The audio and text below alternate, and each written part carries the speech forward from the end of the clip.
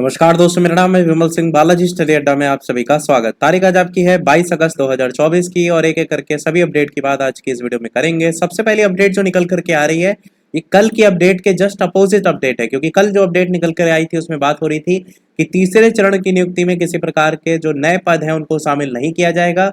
परंतु इस अपडेट में बात की जा रही है कि तीसरे चरण की नियुक्ति में बढ़ेंगे अध्यापकों के पद। पहले और दूसरे चरण के जो रिक्त पद हैं उनको शामिल करने से बढ़ेंगी रिक्तियां। और ये आज शिक्षा प्रतिनिधि करके आपका पटना से न्यूज प्रकाशित हुई है। परंतु इस प्रकार की खबर और किसी भी न्यूज़पेपर में नहीं है, चाहे दैनिक जागरण हो, चाहे आपका हिंदुस्तान हो, चाहे अमर उजाला हो।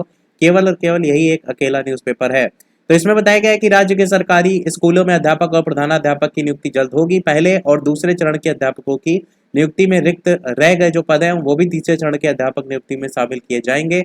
पहले और दूसरे चरण में रिक्त रह गए पदों को जोड़ते हुए बैकलॉग की गणना कर रोस्टर क्लियरेंस की कार्रवाई अंतिम दौर में है। इससे तीसरे चरण में अध्यापकों की होने वाली नियुक्तियों में आरक्षित कोटि के पद बढ़ेंगे। तीसरे चरण के अध्यापकों की नियुक्ति के लिए पहले पदों की संख्या जो है 86,491 के लगभग थी। पहले और दूसरे चरण में रिक्त रह गए जो पद हैं उनको जोड़ते हुए बैकलॉग की गणना करके रोस्टर क्लियरेंस की कार्रवाई से पदों की संख्या में इजाफा होगा। आपको याद दिला दूं कि पहली से पांचवी कक्षा और छठी से आठवीं कक्षा के अध्यापक की नियुक्ति के लिए रोस्टर क्लियरेंस हेतु प्राथमिक शिक्षा निदेशक मिथिलेश मिश्र द्वारा राज्य के सभी जिलों के जो जिला शिक्षा पदाधिकारी उनको पत्र जो है वो लिखा गया है। बाकी बाकी कल वाली अपडेट तो मैंने आपको ऑलरेडी बताई भी थी। अगली अपडेट है, शिक्षकों के 1.5 लाख से अधिक पदों पर वैकेंसी जल्द। शिक्षा मंत्री का बयान देखने को मिला। राज्य में जल्दी प्रधान शिक्षक, प्रधानाध्यापक और कंप्यूटर शिक्षक इनको लेकर के 1.5 लाख से अधिक पदों पर बहाली होगी। शिक्षा मंत्री सुनील कुमार ने बुधवार को जेडीयू जो जनता दरबार था उसके बाद संवाददाताओं से बातचीत में कहा कि प्रधान शिक्षक, प्रधानाध्यापक और कंप्यूटर शिक्षक के 1.5 लाख से अधिक पदों पर बहाली के लिए हम लोगों ने अपनी जो डिमांड आयोग को भेज दी है। हम लोग 1.5 लाख से अधिक पदों पर इनकी बहाली करना चाहते हैं। जल्दी वैकेंसी जो है वो आएंगी। और एक अन्य सवाल पर शिक्षा मंत्री सुनील कुमार ने यह भी कहा है कि सभी विधायक और विधान परिषदों से 10-10 जर्जर जो सरकारी विद्यालय उनकी सूची भी यहाँ पर जो है वो मांगी गई है। अगली अपडेट भी देखेंगे तो शिक्षा विभाग में 1.5 लाख पदों पर नियुक्ति ऐसा मंत्री ने कहा है। और यहाँ पर भी वही बताया गया है कि अधियाचना इन पदों पर बहाली के लिए अधियाचना बिहार लोक सेवा आयोग बीपीएससी को भेज दिया गया है, जिसमें प्रधानाध्यापक, प्रधान शिक्षक, कंप्यूटर शिक्षक आदि शामिल हैं। बहाली को अधियाचना बीपीएससी को भेजी गई है और यही आपके पदों के लेकर के बात यहाँ पर की गई है। साथ ही साथ विधान परिषद सभी विधायकों को 10-10 जो सरकारी स्कूलों को लेकर के ऊपर बताया था वो भी यहाँ पर जो है वो मेंशन किया गया है। अगली अपडेट आपकी है कि बिहार में सरकारी सेवाओं का लाभ एक पोर्टल से बिहार वन ऐप की बात यहाँ पर की गई है। परिवार आधारित सोशल रजिस्टर बनेगा। योजनाओं का फायदा लेने के लिए लाभुक जो है उनको मिलेगा एक नंबर। पटना से जो है वो यहाँ पर न्यूज है। अगली अपडेट है आपकी कि शिक्षा विभाग में बाबुओं के 990 पदों पर होगी भर्ती। प्रयागराज से न्यूज है जिसमें बताया गया है कि नौकरी की राह तक रहे जो युवा है उनके लिए अच्छी खबर है। माध्यमिक और बेसिक शिक्षा विभाग के प्रदेश भर के कार्यालय, संस्थान आदि में बाबुओं के 990 पदों पर भर्तियां होंगी। यूपी अधीनस्थ सेवा चयन आयोग से चयन होगा। आशुलिपिक कनिष्ठ सहायक के पद इसमें शामिल होंगे। और यहाँ पर 990 पद रिक्त में आशुलिपिक के 115 हैं, कनिष्ठ सहायक के इसमें 875 सबसे ज़्यादा है और आशुलिपिक के 163 और कनिष्ठ सहायक के 3197 पद सृजित हैं। इनमें से 22 और 1682 पद ही भरे हुए हैं। बाकी जो है इसमें जो खाली हैं उन्हीं को लेकर के बात यहाँ पर की गई है।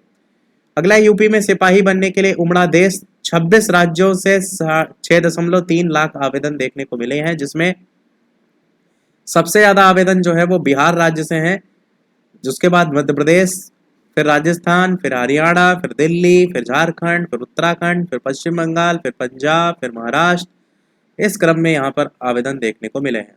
अभिभावकों के ठहरने की सुविधा को लेकर के भी बताया गया है। सहायता के लिए कंट्रोल नंबर भी जारी किया गया है और अलग अलग जगह जो परीक्षा होगी उसके लिए क्या क्या सभी इंतजाम किए गए हैं उसकी बात भी यहाँ पर किया गया है। 35 अन्य राज्यों के अभ्यर्थियों ने सिपाही बनने का सपना सजोया। 8 केंद्र शासित प्रदेश के अभ्यर्थी भी शामिल। दूसरे प्रदेशों से करीब 6 लाख अभ्यर्थी आएंगे परीक्षा देने। पेपर आउट का दावा करने वाले जो जालसाज हैं उनको लेकर के भी यहाँ पर बताया गया है, जिसमें यहाँ पर एक स्क्रीनशॉट देख पाएंगे टेलीग्राम चैनल का, उसको दिखाया गया है, जिसमें ये ऊपर देखेंगे यूपी पुलिस 2024 एग्जाम करके, जिसमें लिखा है भाइयों बिल्कुल भी टेंशन लेने की जरूरत नहीं है, पेपर में आप लोगों को दूंगा चाहे जैसा भी हो प्रॉब्लम, आप अपना एडमिट कार्ड तैयार रखना। इस प्रकार के मैसेज लगातार टेलीग्राम पर शेयर हो रहे हैं। तो टेलीग्राम समेत कई चैनलों पर 23 अगस्त को परीक्षा शुरू होने से कुछ देर पहले ही पर्चा उपलब्ध कराने का दावा किया गया है। इसके लिए 5 से 10,000 रुपए मांगे गए हैं। पुलिस भर्ती बोर्ड के अध्यक्ष राजीव कृष्ण ने इस तरीके के मामले सामने आने पर एसटीएफ को भी सतर्क कर दिया है और जांच के आदेश भी यहाँ पर जो है वो जारी कर दिए हैं और ये भी कहा है कि कृपया इस प्रकार के झांसे में बिल्कुल भी ना आए। टेलीग्राम पर यूपी पुलिस 2024 री एग्ज़ाम पेपर नाम से एक ग्रुप भी बना है। इसमें ये जो संदेश आए हैं वही यहाँ पर लिखे भी हैं कि पेपर मैं आपको दूंगा चाहे जैसे दूँ। इस तरीके की भ्रामक खबरें यहाँ पर लगातार फैल रही हैं, तो बच के रहिएगा। इस तरीके से फ्रॉड बहुत होते हैं और आपको पता नहीं चलेगा। अगली अपडेट है भर्ती प्रक्रिया जो परिणाम है उनकी घोषणा पर रोक। यहाँ पर चुनाव आयोग ने हरियाणा में जो विधानसभा चुनाव है उसके संपन्न होने तक पुलिस कांस्टेबल और शिक्षक भर्ती प्रक्रियाओं के परिणामों की घोषणा पर बुधवार को रोक लगा दी है। उसी की बात यहाँ पर की गई है। तो यही था हमारे ओवरऑल अपडेट में। वीडियो लाइक शेयर सब्सक्राइब कीजिएगा। मिलते हैं अगले अपडेट में, तब तक के लिए सभी को नमस्कार, जय हिंद।